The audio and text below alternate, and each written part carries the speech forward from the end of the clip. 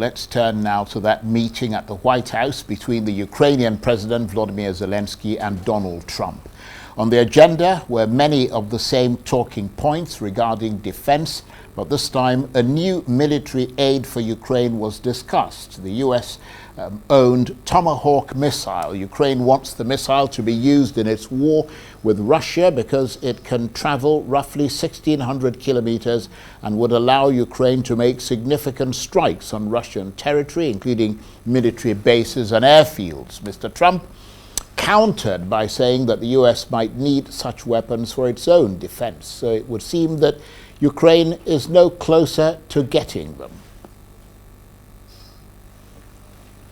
Well, for more on this, I'm joined now on the line from London by the author and international affairs analyst, Dr. Marek. Laskiewics. Dr. Laskiewics, thank you very much indeed for joining us. And President Zelenskyy has been giving details of his unsuccessful meeting with President Trump on Friday, with press reports suggesting the meeting was far more acrimonious than understood, with claims of raised voices and of the US side pushing some of Russia's talking points. I mean, what do you make of all that? What more can you tell us? Well, there are actually several points to make. First of all, it is important to realize that, as you stated, the meeting did not produce any results either for Zelenskyy, who came for Tomahawks and general support, or for Trump, who wants a peace settlement, or at the very least a ceasefire. And neither side got what they wanted. Secondly, it's quite clear the two sides, Russia and Ukraine, are as far apart as they have ever been.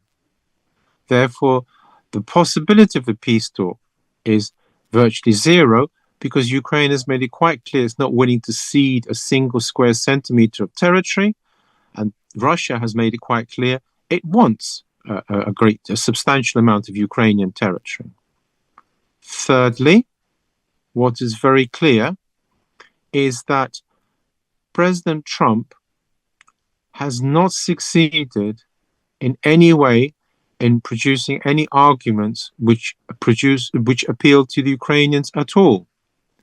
But here we must also point out that according to the Ukrainians and their supporters, anything stated apart from what they want to hear is automatically Russian views.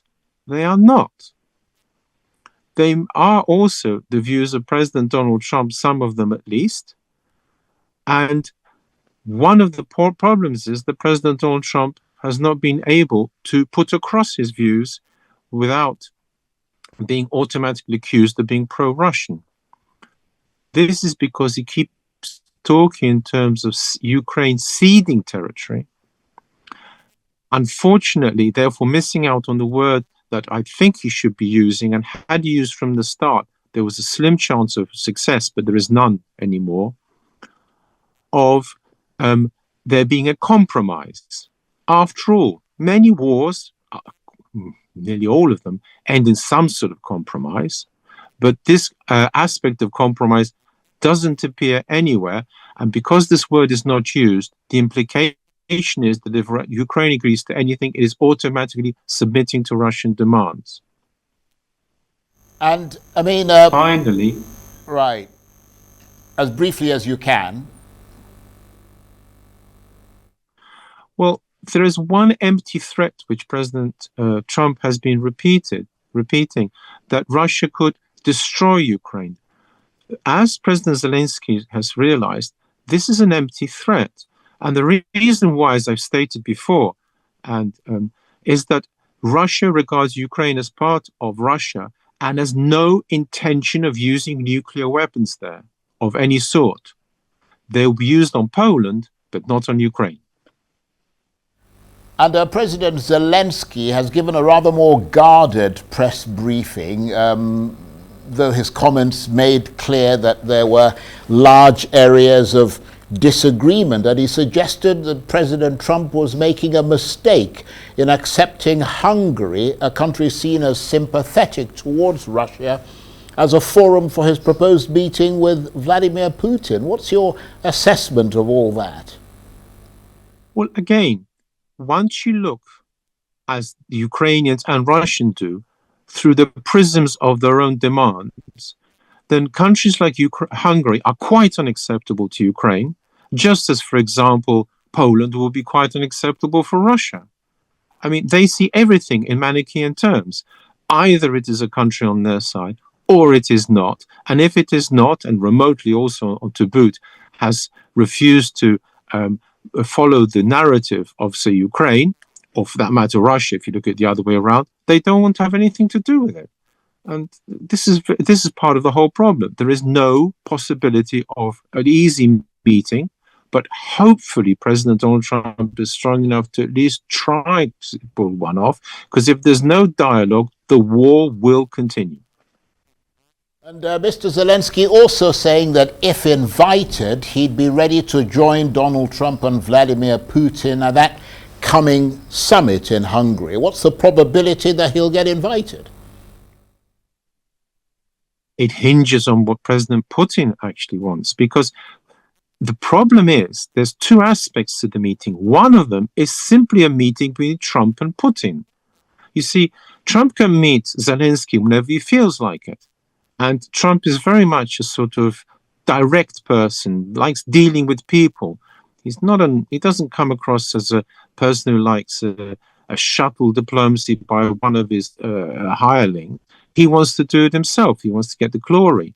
And he would like to meet President Putin as he did in Alaska. And that is one of the key reasons, it is the key reason for the meeting. If President Zelenskyy comes along, it will be a different sort of meeting, and hence my initial comment. Is that the meeting President Putin has in mind? Or for that matter, is that the sort of meeting President Trump has in mind? And it would appear that President Trump might be open to that idea, but whether President Putin will be is another matter. And briefly, Dr. Laskiewics, I think at the outset you mentioned Tomahawks. What do you think things stand on Ukraine's desire to have US Tomahawks? I mean, did President Zelenskyy make a good pitch? His pitch doesn't work because President Donald Trump is unconvinced that Ukraine should have such weapons, and he has said so from the start. The reason is he not only doesn't want an escalation, but he wants peace, which is the exact opposite. And he regards Zelenskyy as simply one of the best salesmen in town, who comes and takes $50 billion worth, as he put it, worth of aid each time he visits. And President Trump will not go down that road. What is more interesting, if they could buy Tomahawks, well, that might be more interesting to Trump. And that's where the pitch where President Zelenskyy should have tried. But he wants everything for free, basically, from the West. And that's how he's got it for many years. And he's going to continue down that line. So, no, he didn't make the correct pitch. And no, he won't get Tomahawks immediately.